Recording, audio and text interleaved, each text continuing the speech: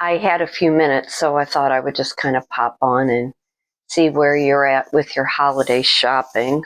I just ran around for the last couple hours and I'm just about done. I've got maybe 2 or 3 more gift cards that I need to pick up. You know, it was a no-brainer this year for deciding who was going to get what and what kind of budget that I had that I wanted to spend for the holidays. But I just, like I said, wanted to kind of touch base a little bit. I'm Kitryn Marie, reside in St. Louis, Missouri, an artist, writer, speaker, life and business coach. Lend my hand in the restaurant industry. Ran up on the hill like I wanted to URZI's market.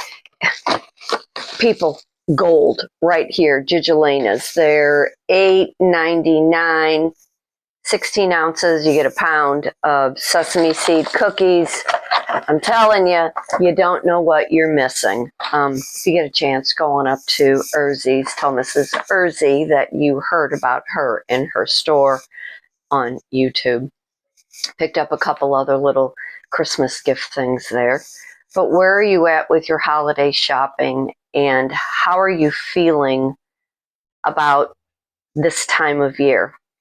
Lent my hand, needless to say, last night on my Sunday night gig, which I swear I keep saying I'm giving Sunday nights up. Last night pretty much did all of us in. And for any of you that are going out to dinner, if you are told you are on a wait, understand that there are reservations before you, and the reservations have to come before all of the walk-ins.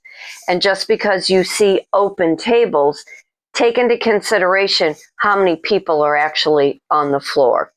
I had one gentleman last night, and I use that term very, very loosely.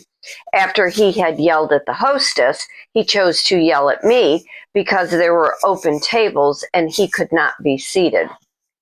There was only myself and another girl on the floor.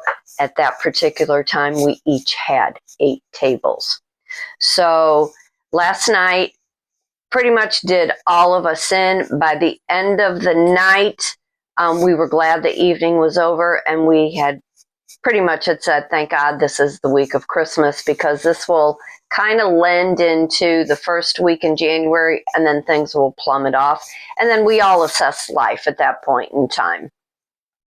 You know, when you're going out to dinner this time of year, consider your, whoever it is on the floor, your server, your bartender, your, the hostess who is seating you. Understand the kitchen and what they are going through, especially when you were seeing a restaurant full of people. They're also waiting on their food. So as much as any restaurant wants to make sure you are taken care of personally, there are other patrons that are wanting that same thing. And I don't think I have to reiterate tip. Tip, tip, tip. If you have the ability to tip the bill, do so. Servers, bartenders here in St. Louis, Missouri make a whopping $6.88.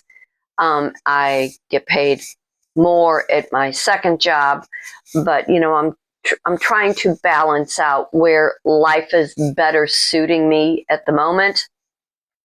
But understand, when you go to restaurants, it's not that you are making up for the tender or the server's wage, but you are contributing to the hospitality that they are offering your table.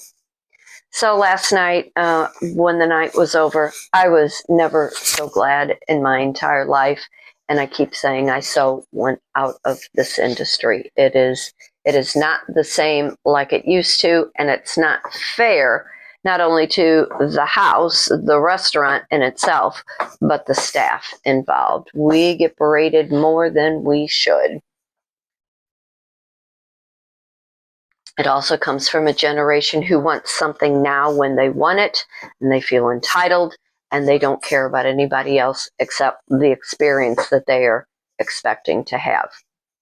But with that, where are you at in your Christmas shopping? How are you feeling right now emotionally? And looking back into the year, who was it that you were holding back because you were not happy with how your life has been going?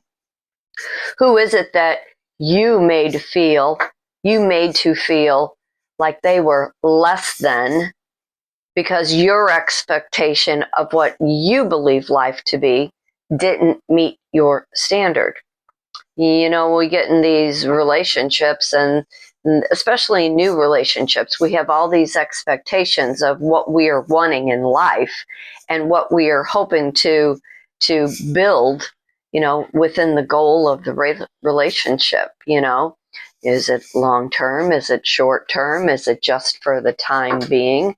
And then you find somewhere along the line, you know, you've caught some kind of feelings, but now where's the logic in all of it? I'm watching my dogs. Lola, stop chewing on Shug's ears. Stop. Go find a toy. They have a box of toys about yay big, but Lola, my all-white dog, she loves to chew on my hound's ears. She's been doing that since she was a puppy. And I think that kind of comes from when I got them, they were so little, they really hadn't weaned off their mother yet. So I think Lola just took to Shug's ears, and it has never stopped. It's okay now. It's okay. How's the weather where you are? What is happening weather-wise? It is supposed to be 70 degrees here in St. Louis on Christmas Day, and then the following Sunday, I believe, the temperatures are supposed to plummet. So welcome to St. Louis. Please don't blink because the weather changes that quick. But what are you hoping for in your relationship in 2026? When I am teaching my vision board class, in the relationship part, in the relationship house on the board, what are you expecting from your partner? You know, I have stated over and over again, it is never 50-50. Oftentimes it's 60-40. More than that, it's about 30-70 on each side. You know, who are you looking to carry your emotional baggage if you have not addressed it yourself? And is it fair to the other person that you were expecting them just to tolerate all of this baggage that you were bringing into the relationship? You know, we like to think that eventually the trash takes itself out. We see people for who they are, not for what we believe them to be or what our perception is. You know, we romanticize those relationships. You know, are you having the open dialogue? Are you having those grand conversations on the same page, you know, working towards the same thing? You know, right now we have Christmas in a couple days. I love the buildup of Christmas, but I am always concerned about the letdown after Christmas. You know, this hype and this glory and this frenzy of shopping and this, that, and the other. But then when it comes time to after Christmas and the packages are all opened and the disappointment or what you should have done or what you could have done, and then you feel a sense of regret that maybe somebody bought you something more and you could not reciprocate. And not only that, it's the nothing. And the older we get, you know, we want that quiet. We want that less than. We want that more emotional bond during the season, because it gives us the ability to learn how to cocoon, how to stay within your home, within your heart, and not overextend yourself in your pocketbook, but mentally, because Christmas very much plays a very big role on our mental health. You know, like I said in a previous video, Christmas triggers so many people, you know, those that we have lost, those that we can't be with, those that just for whatever reason they're no longer in our lives. And then we have all the memories. You hear my dog barking because of course she thinks somebody's out to get us. But you have all those memories of Christmases from the past. I'm going to go ahead and get off this here for now, but I will try to pop back on Christmas. I think there's utility workers in the front of my house. I think that's what that's all about. But for today, for tomorrow, be happy, be blessed, take care. You know, remember, fate turns on a dime. It is up to you to decide what side of that coin you want to be on. And if you're in the St. Louis area, get up on the hill, go over to URZI's, get yourself some Gigulania cookies. But y'all take care, and I'll see you real soon. Bye.